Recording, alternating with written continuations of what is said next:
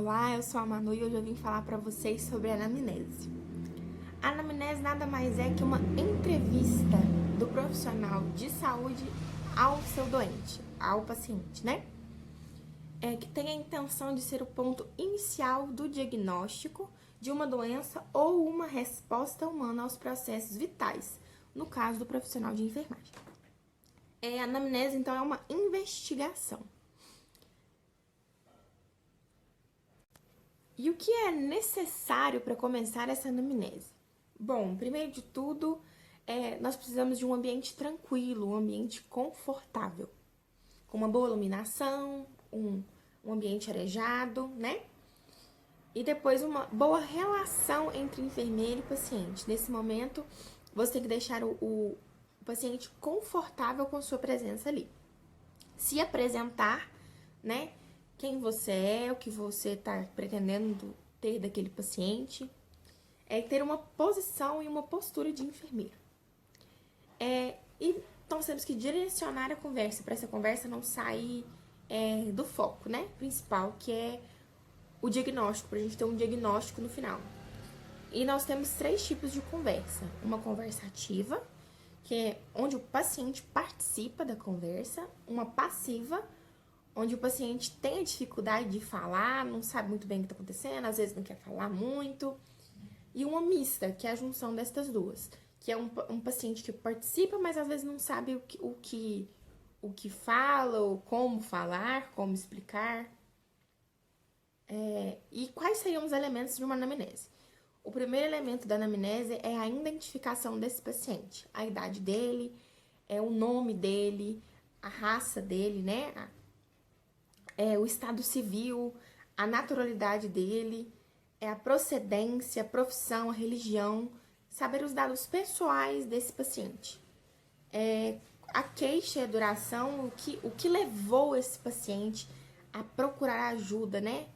Quanto tempo ele demorou para procurar essa ajuda. E a história progressa da moléstia atual, que é a ampliação da queixa principal, a ordem cronológica, os sintomas que se relacionam com a queixa principal. E nessa hora tem que deixar o paciente falar, é a hora dele falar. Ele tem que te contar tudo aquilo que aconteceu, como começou, às vezes uma dor, né? Esse incômodo, o início do sintoma, né? Os fatores desencadeantes, a duração, a intensidade, os fatores acompanhantes ou as condições clínicas associadas, os fatores de melhora ou piora. Às vezes ele tá tendo uma dificuldade no respirar, na respiração. Mas às vezes deitado eu sinto falta de ar, em pé eu consigo respirar melhor. Ele vai falar às vezes assim. O período de semelhança ou de alquimia, a repercussão em outros sistemas, nas condições psicológicas do paciente e na sua vida como um todo. Se já houve tratamentos realizados nesse processo e os seus resultados, né? Ou se não, ou se sim. Os antecedentes pessoais, se ele já sentiu a principal reclamação que ele está tendo, às vezes é uma dor de cabeça muito forte, e nessa hora você vai saber se ele já teve isso ou não, se ele já fez tratamento para isso ou não, se algo desencadeou esse problema, né? Os antecedentes familiares, se na família ele tem algum problema parecido com esse, se alguém mais da família tem isso ou não, né? Saber um pouco mais da vida dele mais a fundo. Quais são os hábitos de vida dele, se ele é uma pessoa que pratica exercícios físicos ou não, se tem uma boa alimentação ou não, como é a vida dele, né, um todo, né, em relação à saúde. E a história socioeconômica dele, se ele tem uma condição de vida bacana, assim, para se cuidar, às vezes a pessoa não tem uma vida precária e não tem as condições necessárias para o tratamento das doenças, né? Então a gente tem que estar sempre atento a esses pontos. E sempre deixar bem claro para o paciente que as informações que ele der para você não vão sair dali, né? Deixar ele confortável com a situação e não interromper o paciente, mas deixar claro o que você quer dele, né? E o que você espera, que é uma melhora, né? escrever com detalhes aquilo que o paciente fala, e sempre entre aspas, né? Porque é uma fala do paciente, não nossa. Então, é isso. Espero que vocês tenham entendido e até mais.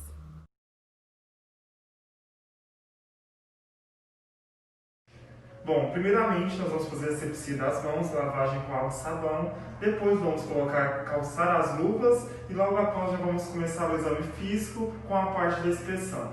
Nessa parte da inspeção, nós vamos estar avaliando as veias jugulares, ponto direito e com o lado esquerdo, né? Olhando e comparando os lados. Lembrando que o paciente precisa estar em decúbito dorsal e pescoço levemente elevado. Agora nós vamos visualizar as artérias carótidas. Visualizações da artéria, sim ou não. Visualização de pulsações, sim ou não. E sempre verificar dos dois lados, quanto direito e esquerdo. Agora nós vamos realizar a palpação. Nessa etapa nós vamos avaliar as artérias carótidas, né? Nesta etapa vamos apalpando medialmente ao músculo esternocleidomastoideo, verificando o contorno do pulso e a amplitude do pulso, se está fraco, filiforme, normal, cheio, forte. E lembrando-se de palpar uma artéria de cada vez para não comprometer o fluxo sanguíneo para o encéfalo. Vamos agora avaliar os pulsos, começando pela carótida. E sempre lembrar de colocar qual é, se é ritmo, arrítmico, ausente, filiforme. Vamos avaliar também o pulso braquial, o pulso radial, o pulso ulnar. E vamos avaliar o pulso femoral, que fica próximo à virilha. Poplíteo. Nessa etapa a gente pede para o paciente dobrar um pouco o joelho, né? Para poder sentir melhor o pulso.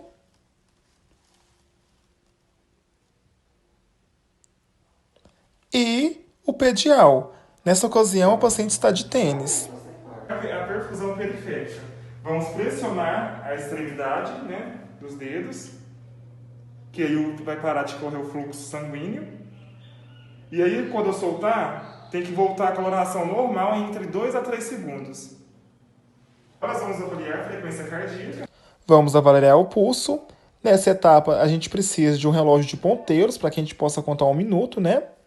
E no final, a gente terá o resultado se o paciente está bradicardia, monocardia ou taquicardíaca. Agora nós vamos auscultar o ritmo cardíaco do paciente. Nesta etapa, nós vamos avaliar, né, a ausculta do paciente, quanto é na ápice do coração, na base do coração, né, fazendo todo esse processo aí.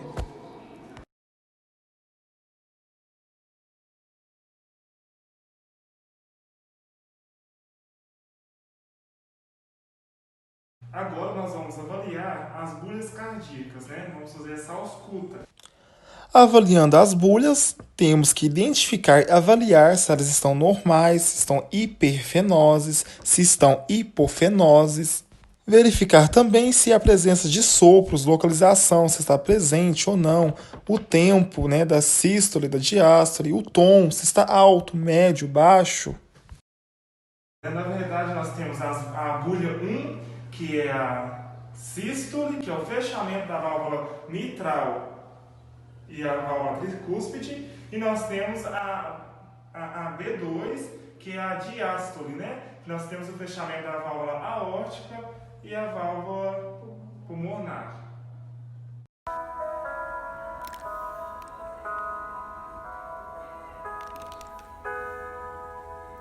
A enfermagem é uma arte e, para realizá-la como arte, requer uma devoção tão exclusiva e um preparo tão rigoroso quanto uma obra de qualquer pintor ou escultor.